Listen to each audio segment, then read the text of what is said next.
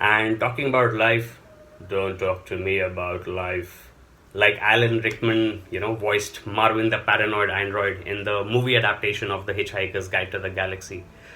It's not perfect, but I'll say you should watch it if you appreciate science fiction and comedy.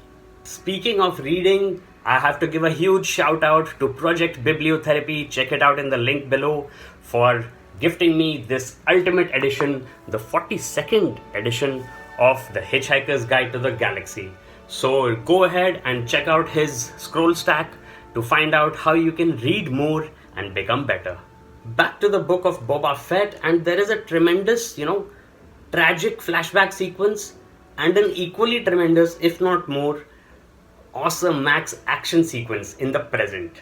It's actually a fight between the new black version of Chewbacca, a Wookiee, and it's a very, well choreographed action sequence. So, as we've come to expect from this new edition of Disney Plus, The Mandalorian, and coming up Ahsoka, it was great to, see how Star Wars is becoming more and more of a societal commentary rather than just a, off the cuff science fiction thing like George Lucas had made.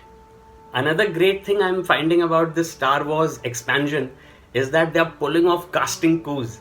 So Danny Trujillo, the guy who is known as the Machete and who also played Tortuga in Breaking Bad, he gets cast in this episode as a trainer of a very fierce creature called the Rancor.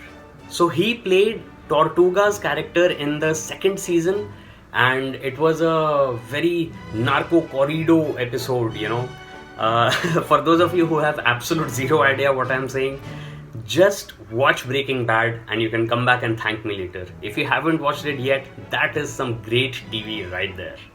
C3PO and R2D2 lookalikes make blink and you miss it appearances in a very fast action chase sequence in the streets of Mos Espa, which is I think the name of this episode as well. Also making equally short cameos are those droids that had fixed the Razor Crest, Mandalorian's ship, in The Mandalorian, of course. So go ahead and check out my videos about The Mandalorian. I have made many of them as live reaction videos and a few short ones just to compress a lot of information in a short amount of time. During this car chase sequence, the guy who's being pursued, the major domo of the mayor of Mos Espa, he basically knocks down a structure that's holding water tanks on it, right? And that reminded me of the pursuit breakers in Need for Speed Most Wanted.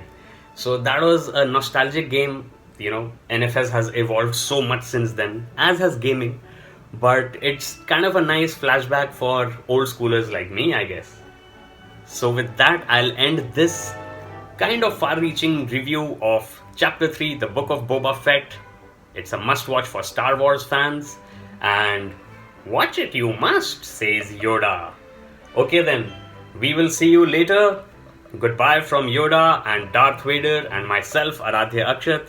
Make sure you share and, what you think about Star Wars, Boba Fett, and life in general. And let's keep on having awesomax fun. Just tap that subscribe button.